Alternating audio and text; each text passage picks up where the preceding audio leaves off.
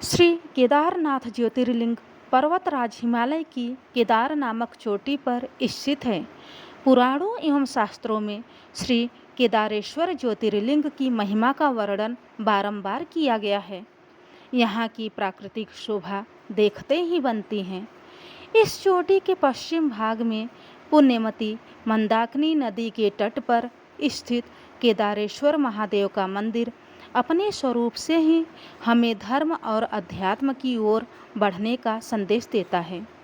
चोटी के पूर्व में अलकनंदा के सुरम्य तट पर बद्रीनाथ का परम प्रसिद्ध मंदिर है।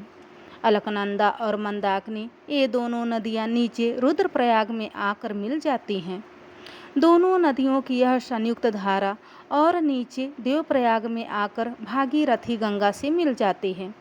इस प्रकार परम पावन गंगा जी में स्नान करने वाले को भी श्री केदारेश्वर और बद्रीनाथ के चरणों को धोने वाले जल का स्पर्श सुलभ हो जाता है। इस अतीव पवित्र पुण्य फलदायी ज्योतिर्लिंग की स्थापना के विषय में पुराणों में यह कथा वर्णित है।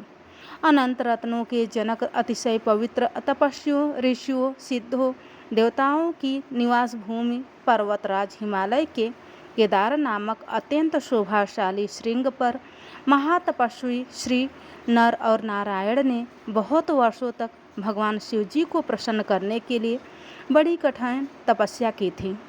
कई हजार वर्षों तक वे निराहार रहकर एक पैर पर खड़े होकर भगवान शिव जी के नाम का जाप करते रहे।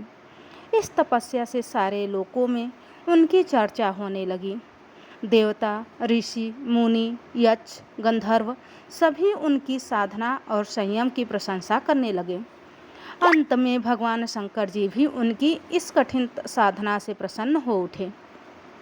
उन्होंने प्रत्यक्ष प्रकट होकर उन दोनों ऋषियों को दर्शन दिए।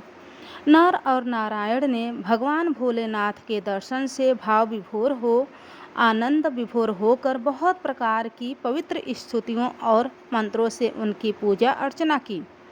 भगवान शिव जी ने अत्यंत प्रसन्न होकर उनसे वर मांगने को कहा।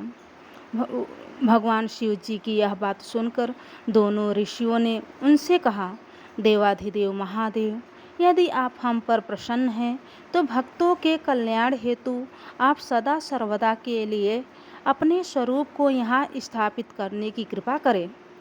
आपके यहाँ निवास करने से यह स्थान सभी प्रकार से अत्यंत पवित्र हो जाएगा।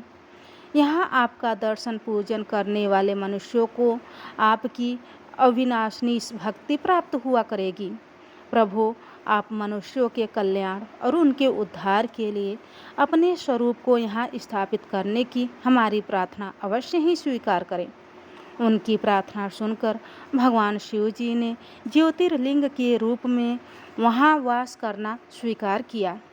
केदार नामक हिमालय श्रृंग पर स्थित होने के कारण इस ज्योतिर्लिंग को श्री केदारेश्वर ज्योतिर्लिंग के रूप में जाना जाता है। भगवान शिव जी से वर मांगते हुए नर और नारायण ने इस ज्योतिर्लिंग और इस पवित्र स्थान के विषय में जो कुछ कहा है वह पूर्णतः सत्य है। इस ज्योतिर्लिंग के दर्शन, पूजन तथा यहाँ स्नान करने से भक्तों को लौकिक फलों की प्राप्ति होने के साथ साथ अचल शिव भक्ति तथा मोक्ष की प्राप्ति भी हो जाती है। हर हर महादेव। दोस्तों, कमेंट में हर हर महादेव लिखना ना भूलें। नए हमारे चैनल पर नए हैं, हमारे चैनल को अभी तक सब्सक्राइब नहीं किया है तो हमारे चैनल को सब्सक्राइब ज़रूर कर लीजिएगा। वीडियो अच्छा लगे तो वीडियो को एक लाइक ज़रूर कर दीजिएगा। मिलते हैं नेक्स्ट वीडियो में, तब तक के लिए हर हर महादेव।